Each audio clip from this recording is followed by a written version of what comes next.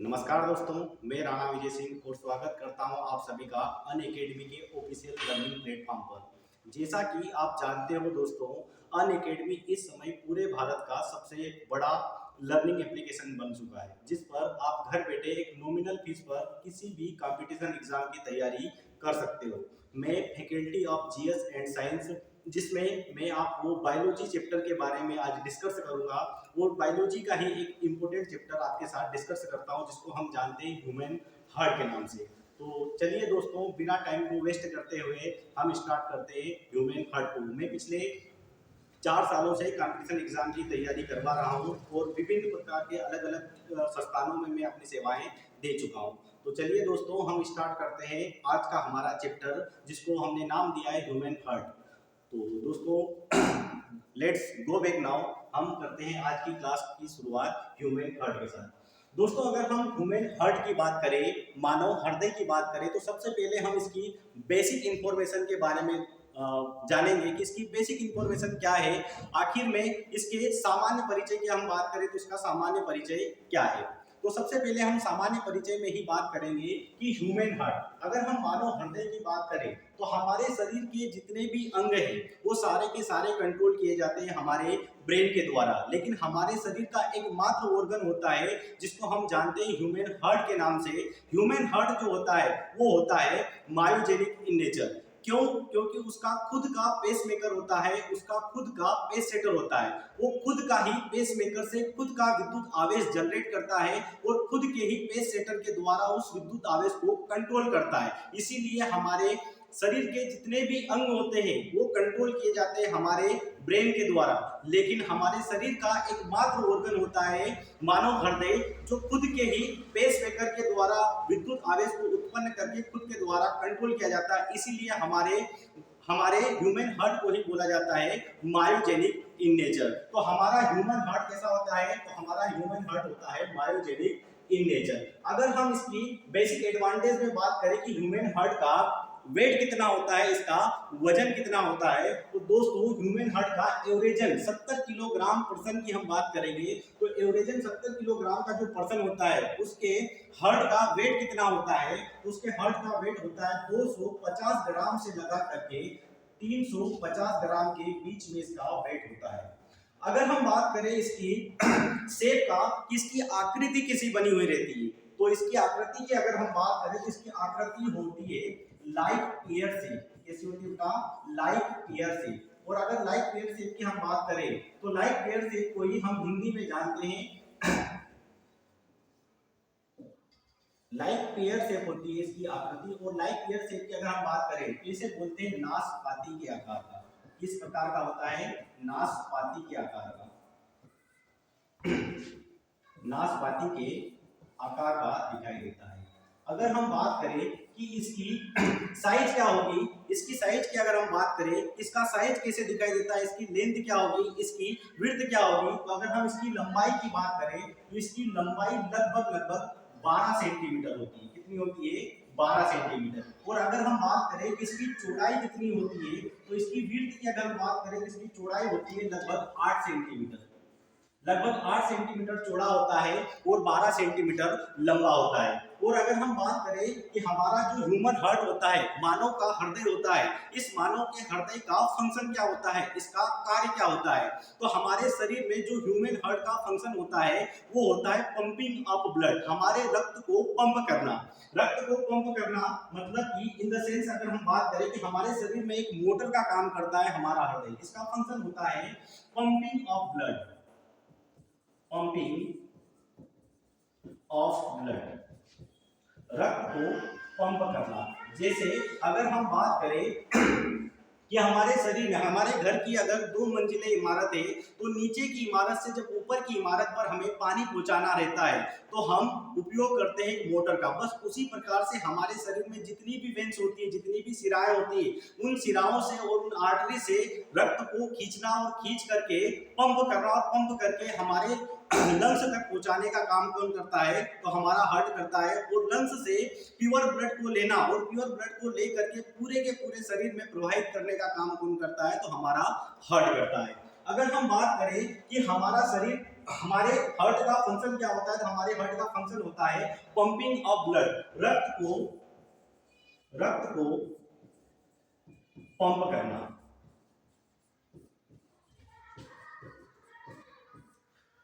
इसीलिए हमारे हार्ट को, हमारे हृदय को एक अन्य नाम से जाना जाता है, इसे बोला जाता है सेंट्रल, इसे बोला जाता है सेंट्रल पंपिंग स्टेशन।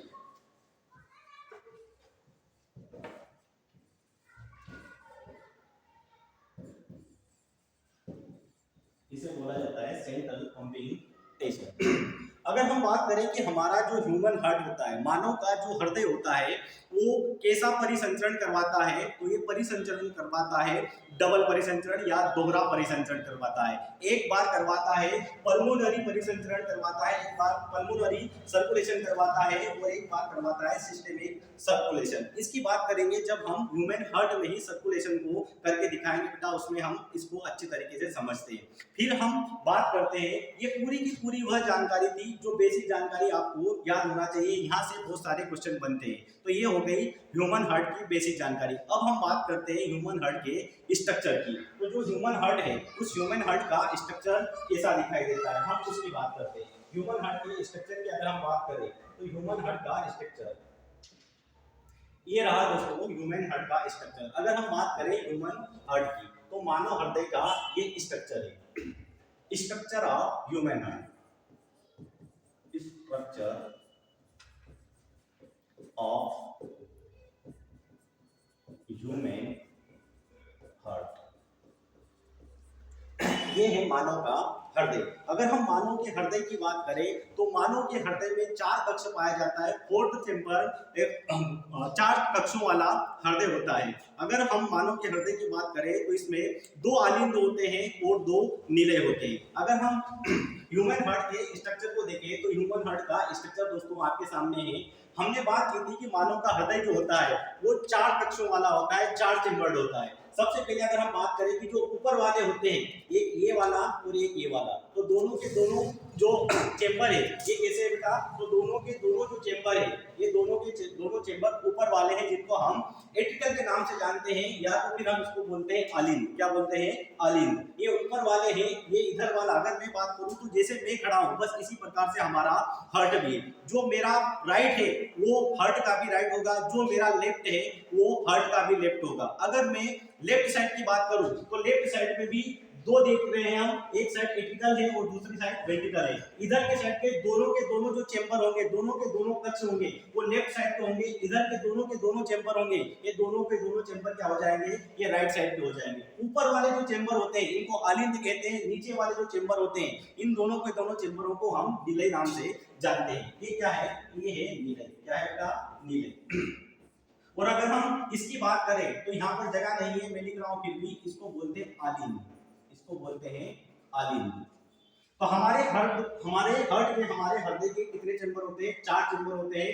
और इन चारों के चारों चेंबरों की अगर हम बात करें तो इन चारों के चारों चेंबरों में 4 वाल्व लगे हुए रहते हैं, 4 कपाट रहते हैं। उन 4 कपाटों की अगर हम बात करें तो जो हमारे राइट साइड के एट्रिकल और राइट साइड के वेंट्रिकल में जो वाल्व रहते हैं, अगर हम राइट साइड के एट्रिकल की बात करें, एट्रियम की बात करें, तो राइट साइड के एट्रियम को ही जो वाल्व रहता है, जो कपाट रहता है, इसको बोलते हैं हम ट्राइकस्पेड वाल्व। क्या बोलते हैं? ट्राइकस्पेड वाल्व। और जो हमारे लेफ्ट साइड के एट्रियम में रहता है, उसी को क्या बोलते हैं? किसी को बोलते हैं बाइकस्पेड वाल्व या मिट्रल वाल्व। इसी को बोलते हैं बाइकस्पेड वाल्व या मिट्रल वाल्व। और जो नीचे अगर हम बात करें कि जो हमारी आयोटा होती है या सिस्टेमिक आर्टरी होती है, सिस्टेमिक आर्टरी और बात करें और पल्मोनरी आर्टरी की हम बात करें तो इनके ही अगर टी शेप की बात करें तो ये जो टी शेप का आकार है, इसी टी शेप के आकार को बोलते हैं हम पल्मोनरी आर्टरी। जो पल्मोनरी आर्टरी के यहाँ पर जो वाल्व लगा हुआ है, इस वाल्व को क्या बोलते हैं? इस वाल्व को। और इधर की साइड अगर हम बात करें कि जो आयोटा है, आयोटा के अंदर जो वाल्व लगा हुआ है, इस वाल्व को क्या बोलते हैं? इस वाल्व को बोलते हैं हम सेमी न्यूलर वाल्व, अर्धचंद्राकार कपाट। क्या बोलते हैं?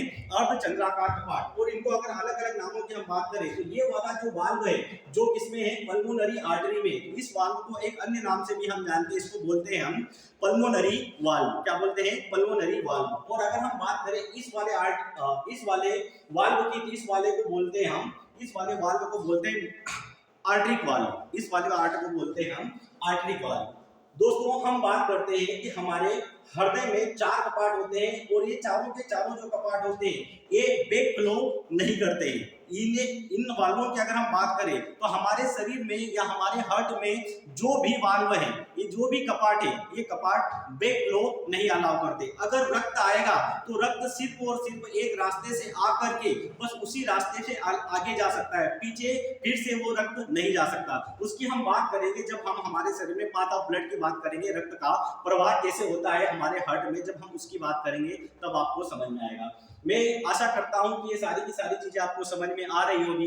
जैसे अगर हम बात करें कि हमारे शरीर में जो इम्प्योर ब्लड आता है और प्योर ब्लड आता है वो कहां कहां से आता है, तो मैंने ऊपर की साइड बना रखी है, इसको हम जानते हैं सुपीरियर वेना कावा के नाम से। अगर सुपीरियर वेना कावा की अगर हम बात करें तो इसको बोलते हैं अग्र शिरा। क्या बोलते हैं? अग्र शिरा।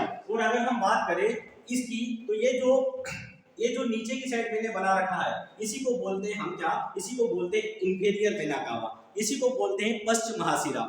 इसी से जाएगा इम्प्योर ब्लड। और अगर हम प्योर ब्लड की बात करें, जिस ब्लड के अंदर ऑक्सीजन समाहित हो, उसी ऑक्सीजन समाहित होने उसी को अगर बोले तो वो कहां से एंटर करेगा? वो एंटर करेगा पल्मोनरी वेन्स से। कहां से करेगा?